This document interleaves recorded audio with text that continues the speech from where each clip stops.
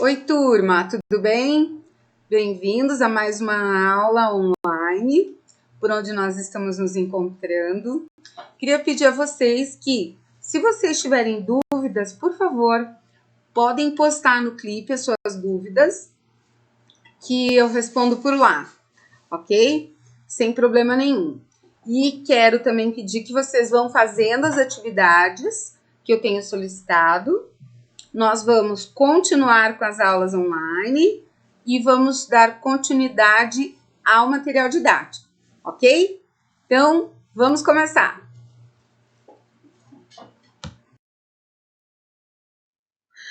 Então, vamos lá, turma. A aula dessa semana é sobre o sistema circulatório. O que nós vamos ver nesta aula?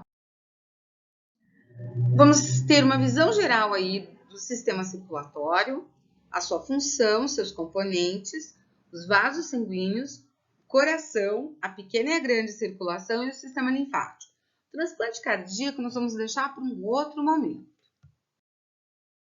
Eu quero que vocês vejam agora, no próximo slide, para que vocês tenham uma visão geral do que é esse sistema circulatório. Vamos lá.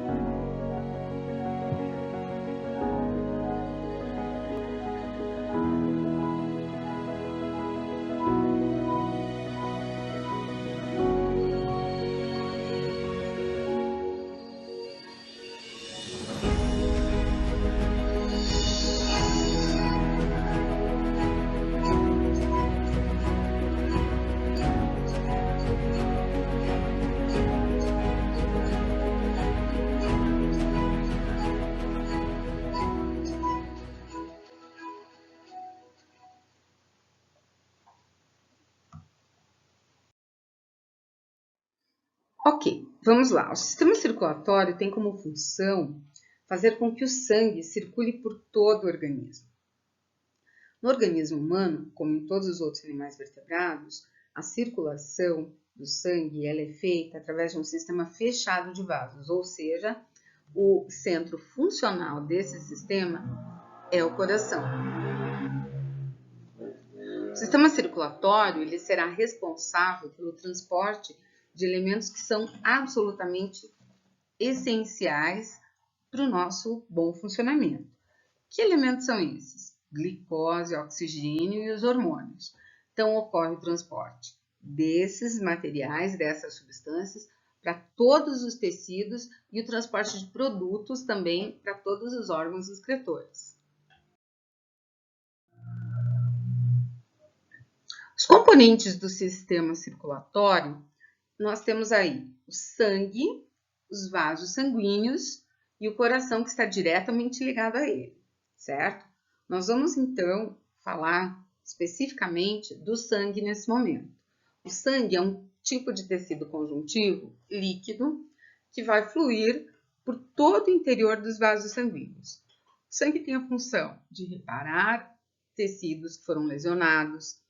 O sangue tem o nosso sistema imunológico, regula o pH dos tecidos, além de realizar o controle da temperatura corporal e transportar todos os gases necessários ao equilíbrio do nosso corpo. O sangue ele vai ter duas partes principais. A parte líquida, que é o plasma, constituído de água, sais minerais e proteínas, e os elementos figurados, que são as células sanguíneas. Células sanguíneas são, então, células vermelhas, os glóbulos vermelhos e os glóbulos brancos. E temos também as plaquetas. Nós temos basicamente dois tipos de sangue relacionados à quantidade de nutrientes que eles estão transportando. Então, nós temos o sangue venoso, que é aquele sangue rico em gás carbônico e pobre em oxigênio, e temos o sangue arterial, que é o contrário, é o sangue rico em oxigênio, mas pobre em gás carbônico. Os componentes do sistema circulatório, então, primeiramente o sangue e agora os vasos sanguíneos. Nós temos artérias, veias e capilares, que constituem os vasos sanguíneos. Os vasos sanguíneos são estruturas em forma de tubo que vão conduzir o sangue através do corpo. O vaso sanguíneo, ele é constituído de tecido conjuntivo, tecido muscular liso e a parte interna, que nós chamamos de endotélio. Já os capilares, que são mais finos, eles são formados apenas por uma camada de endotélio.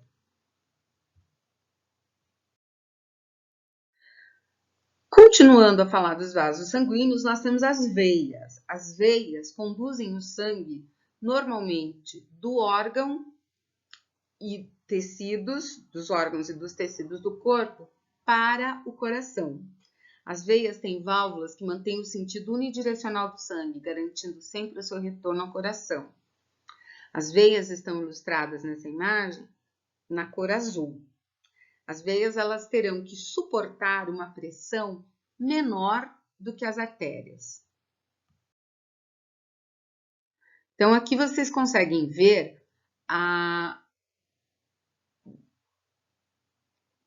o fluxo, né, do sangue dentro da veia.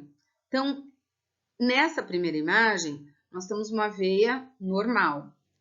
Na segunda, que tem uma pequena dilatação dessa veia, ocorre a presença de uma varicose. E essa varicose justamente aparece nesse momento que houve a dilatação e por isso que ela se expande mais e acaba aparecendo na pele.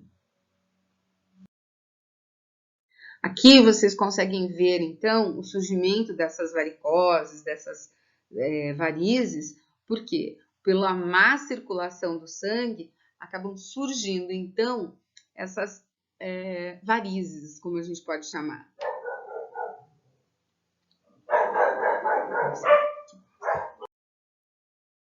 Aqui nós vamos falar, então, sobre as artérias. As artérias são tipos de vasos sanguíneos que conduzem o sangue, não das células dos órgãos, dos tecidos para o coração, mas sim do coração para os órgãos e tecidos. No caso, ela vai ter que suportar uma pressão muito maior, porque o coração funciona como uma bomba, ele bombeia o sangue que sai do coração e tem que ter muito mais pressão, porque ele vai sair do coração e ele tem que circular por todo o corpo. Então, as artérias transportam o sangue que está sob uma alta pressão, a sua parede possui uma elasticidade maior, justamente porque ela suporta mais pressão. E a pressão aqui normal é 12/8, né? A sístole em 120 e a diástole em 80. A diástole é o processo, ou movimento, podemos dizer assim, de dilatação desse vaso. E a sístole de contração. Aqui nessa imagem, as artérias estão ilustradas na cor vermelha. Então, aqui vocês conseguem observar os dois momentos, né? Pressão arterial 12/8, a sistólica 120, a diastólica 80, e a pressão aqui mostrando numa bolsa de ar que interrompe, então, esse fluxo sanguíneo para poder fazer essa medição. Aqui, continuando a medição, você tem a pressão na bolsa menor que 80, que permite esse fluxo durante a sístole e a diástole. Os sons são mais audíveis quando se usa o estetoscópio. E aqui nessa outra imagem, mostrando a pressão na bolsa de ar entre 80 e 120, que permite o fluxo de sangue durante a sístole. O som da passagem do sangue é audível no estetoscópio. As artérias, então, nós temos aqui artérias coronárias. Elas promovem a irrigação das células cardíacas da parede do coração, que é chamada de miocárdio. Elas podem ser obstruídas por placas de gordura, no caso colesterol, E quando ocorre uma total obstrução dessas coronárias, pode levar o indivíduo a ter um infarto e, eventualmente, ao óbito. Mas, claro que isso, se for um alto índice aí de colesterol. Então, cuidado com a alimentação, né, galera? Os capilares, como eu havia dito anteriormente, são vasos sanguíneos muito finos. Eles estão localizados entre as veias e as artérias. Eles formam, então, uma rede de capilares por onde ocorre a passagem, tanto de oxigênio como de nutrientes do sangue para os tecidos, e de gás carbônico e algumas excretas dos tecidos para o sangue, para então eles serem eliminados.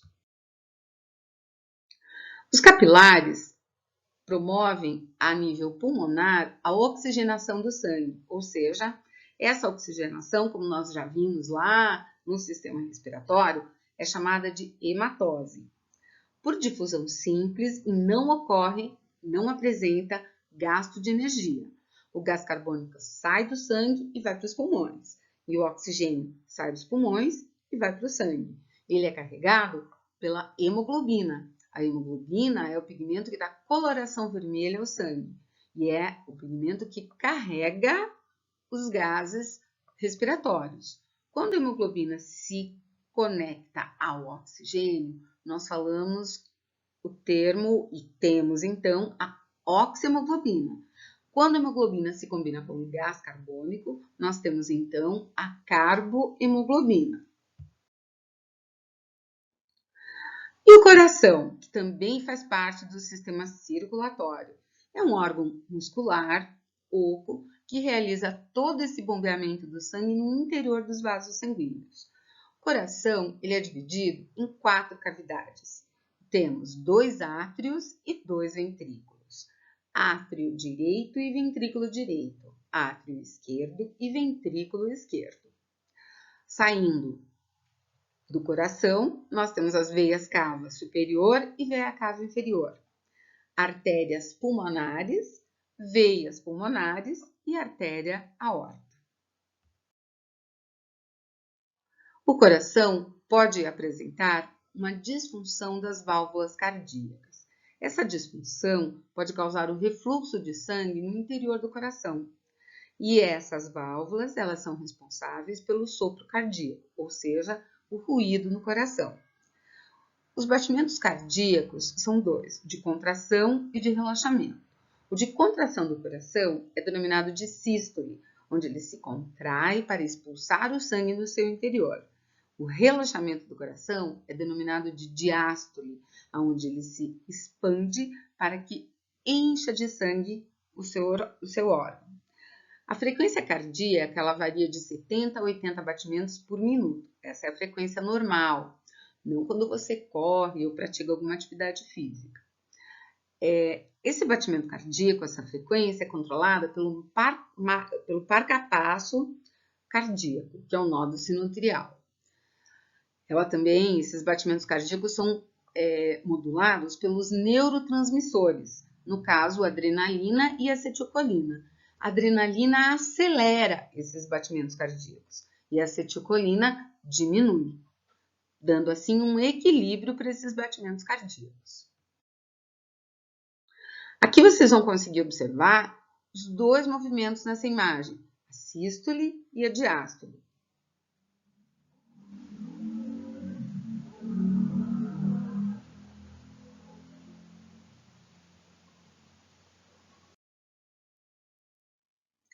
A circulação do sangue dentro do corpo, ela ocorre de 2 maneiras. Nós podemos chamar a grande circulação ou circulação sistêmica, que é o trajeto que o sangue faz saindo do coração, passando por todos os órgãos do corpo e depois retornando ao coração. Na grande circulação, o sangue sai do ventrículo esquerdo, através da aorta, vai para todos os tecidos do corpo, deixa o oxigênio, pega o gás carbônico e volta para o coração através das veias cava, chegando no átrio direito. A pequena circulação é quando o sangue sai do coração carregado de gás carbônico em direção ao pulmão, onde ele vai liberar o gás carbônico e pegar o oxigênio. E aí ele volta para o coração. Então, a distância que o sangue percorre nesse trajeto é menor, ou seja, grande circulação será sangue, corpo, coração. E pequena circulação, o sangue sai do coração, vai para o pulmão e volta para o coração. A distância que ele percorre é menor. O sangue sai do coração do ventrículo direito, através da artéria pulmonar, em direção aos pulmões. Lá, ele deixa o gás carbônico pegando o oxigênio e volta para o coração, através das veias pulmonares, chegando no átrio direito. Agora vamos falar sobre a linfa. O sistema linfático é o conjunto de vasos que drenam e devolvem ao sangue o plasma e as células de defesa que extravasam para os tecidos. O sistema linfático mantém a quantidade de líquido intersticial, ou seja, o líquido que fica entre as células. Ele mantém essa quantidade de líquido em níveis normais. A disfunção do sistema linfático pode ocasionar a formação de edemas, ou seja, o inchaço de algumas partes do corpo. Geralmente são os membros inferiores e superiores que acabam criando edemas. A linfa é o segundo fluido circulatório. A linfa é derivada do sangue e é constituída por leucócitos, plasma, plaquetas, cloreto de sódio, oxigênio e dióxido de carbono. Como a linfa não possui hemácias, a linfa não tem coloração vermelha, ela é levemente rosada. A linfa distribui os nutrientes e transporta os gases para o sangue e do sangue para as células. Aqui vocês conseguem observar o sistema de drenagem. Então, as hemácias, em situações normais, elas permanecem sempre no interior dos vasos sanguíneos. Porém, os leucócitos podem migrar, ou seja, se direcionar para os tecidos. E isso vocês conseguem observar nessa imagem, mostrando ali do plasma, que está em laranja, indo para o fluido intersticial em azul, chegando até a linfa, que é a parte amarela. A função do sistema linfático também tem a função de defesa. Os vasos linfáticos possuem algumas dilatações que amadurecem as células de defesa e assim realizam a filtração da linfa. Isso tudo nós denominamos de linfonodos ou gânglios linfáticos. Esses linfonodos retiram da linfa as toxinas e os micro-organismos através da ação dos anticorpos plasmóticos, linfócitos e macrófagos.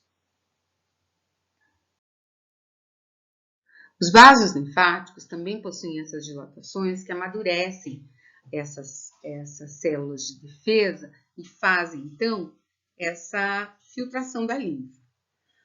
Como eu havia dito, os linfonodos retiram da linfa toxinas e micro-organismos através da ação de anticorpos plasmóticos, linfócitos e macrófagos.